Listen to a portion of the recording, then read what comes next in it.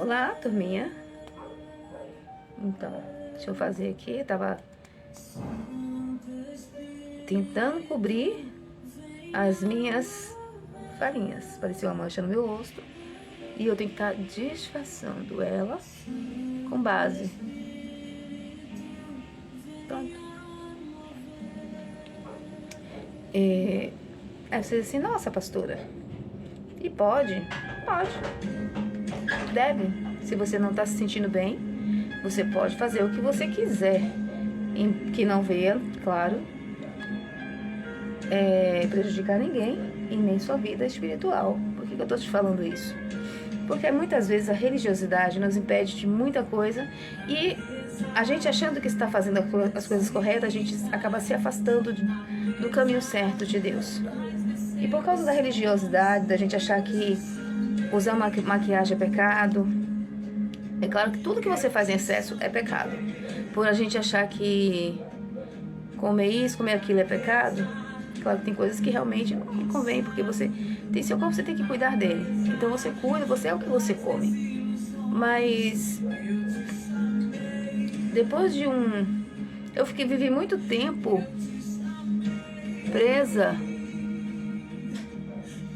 na religiosidade.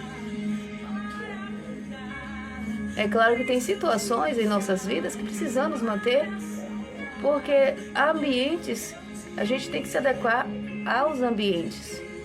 Mas usar um lápis não é pecado, usar algo que vai te fazer bem, você vai se sentir bem, não é pecado. E eu demorei a entender isso, mas eu estava presa numa religiosidade muito grande. Por quê? Na igreja que eu estava, as pessoas eram muito de doutrina, né? De doutrina, a igreja que eu fui ungida, a missionária, depois fui ungida a pastora na mesma igreja. E as pessoas eram muito doutrina. Porém, havia situações que eu via que fugia totalmente do limite. As pessoas tinham, não só no lugar que eu vim, mas em outros lugares que eu tenho observado, que muitas pessoas que estão presas na doutrina, estão presas no religiosismo, elas são muito levadas a se preocupar com a vida alheia. Estão muito preocupadas a se preocupar com o que o fulano está fazendo, por que fulano está vestido daquele jeito. Porque fulano não vai para o céu porque ele está com a roupa assim, fulano não vai subir porque usou penteado, cortou o cabelo, fulano vai para o inferno porque usou um batom, usou um lápis, olha, usou de lápis. E isso é um perigo. E um certo dia, uma época atrás, eu tive alguém da minha família que se envolveu em algo muito perigoso. E por ele ter sido alvo de Satanás naquela situação ali, ele se tornou um dos caras mais procurados. Então a polícia, vagabundos, tráfico, todos os tipos de tráficos ali daquela região, na época em Salvador, queria a cabeça dele. Eu lembro que Deus tocou no meu coração para ir falar com ele. Só que eu tive medo, porque as pessoas disseram assim, se você for, ele vai te matar. Mas eu amava ele. Porque eu convivi com ele na infância, eu via quando eu ia lá, viajava aqui, ia pra lá, eu via, e eu sabia que tinha algo bom ali. Mas de repente, do nada, aquela pessoa mudou. Era estranho. E era doloroso. Porque você sabe que quando você tem parentes que tomam um rumo diferente, você tem afeto, você tem ligações e você não quer aquilo. Tá. Algo aconteceu e ele perdeu a vida de uma forma terrível, porque era de se esperar. E eu, 6 meses, passava durante 6 meses após a morte dele, eu me sentia muito culpada, porque eu não consegui fazer o que Deus mandou. Eu tive medo, me escondi e não fiz o que Deus mandou. Daí um dia eu estava, mas também envolvida nessa religiosidade que eu estava também, foi tudo junto assim, Deus permitiu. E aí eu estava ali, e foi num ano que o presidente dos Estados Unidos veio até o Brasil, Barack Obama. Foi naquela noite. naquela noite também houve ali acho que um eclipse, não sei, não me lembro bem. Mas naquela noite, Deus teve um encontro comigo muito forte. Como tem um mistério com Deus comigo, de Deus enviar anjos em sonhos para me dar instruções do que eu devo, o que eu não devo fazer, onde eu ir, onde devo ir, onde não devo, onde eu devo ficar, qual o direcionamento tomar, isso desde pequena. E não foi diferente naquele dia. Naquele dia, Deus me deu aquele sonho, e no sonho, aquele homem, parecia o mundo estava se acabando, estava muito terremoto, o mar estava invadindo a cidade, um vento forte que levava carros, prédios caindo, pessoas desesperadas nas ruas.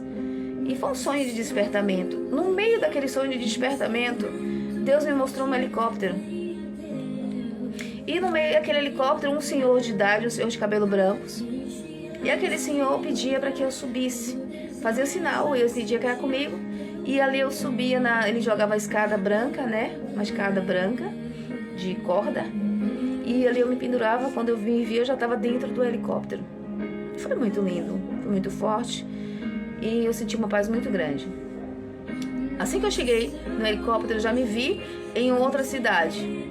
Aí o helicóptero, o helicóptero pousava, aí o helicóptero abria a porta e aquele senhor me conduzia e ele começava a me apresentar aquele lugar como cidade celestial. E no meio daquela cidade celestial havia pessoas, muitas pessoas, trabalhando concentradamente na costura. Eram máquinas, várias máquinas de costuras, e elas estavam sentadas costurando. E elas me olhavam e continuavam o serviço ali. Se comunicavam através de olhar. E aquele anjo, e ali ele falava, aqui é a cidade celestial, sou um anjo enviada pelo Senhor, e essa aqui é uma cidade celestial. E eu falei, e essas pessoas? E o que essas pessoas estão fazendo aqui, já que elas fizeram parte da minha... E elas, assim, essas pessoas fizeram parte do seu parentela, da sua família, da sua descendência, já, né? Povo da sua família.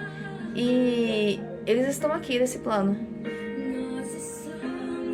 E aí eu pensava assim, nossa, a Bíblia fala aqui, né? Eu acho que a gente já quer até contar um detalhe desse sonho aqui.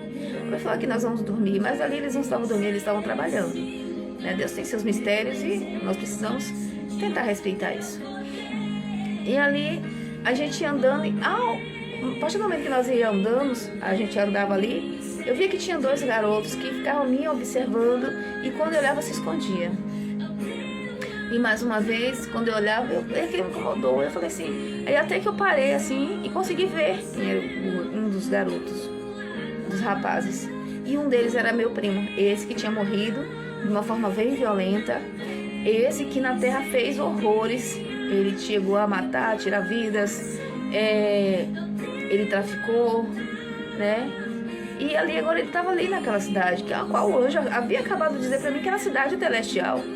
E era um plano ali onde Deus estava guardando aquelas vidas, aquelas almas para quando viesse o grande dia. E ali eu perguntei, mas como? Se aqui a cidade, como que ele pode estar aqui no meio desses? Se você fala que na terra, se na terra ele matou, ele roubou, ele fez tanta coisa errada, como é que ele pode estar aqui? E a resposta do anjo foi, antes dele me responder, foi muito forte.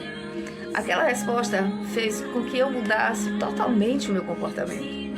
Aquele anjo mostrou um telão ali na frente, logo apareceu um telão, porque Deus tem um mistério com um telão muito grande.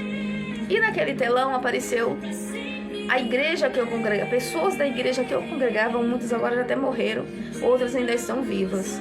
Pessoas da igreja que eu congregava, pessoas de outros ministérios, mas todos com grandes costumes. Pessoas que tinham costumes de coque, saias grandes, com bíblias na mão, pastores indo diariamente para a igreja, pessoas que estavam cultuando diariamente. Um culto assim, aquelas pessoas que você olha assim, nossa, fulano de tal é crente fervoroso. E que você olha assim, nossa, isso daí vai direto pro céu. Essas pessoas estavam naquele telão. E a partir do meio ele falou assim, tá vendo aquelas pessoas? Eles não faltam culto. Eles vão para a igreja todos os dias, eles estão pregando, eles estão lendo a palavra, fazendo a vontade do Senhor, fazendo obras,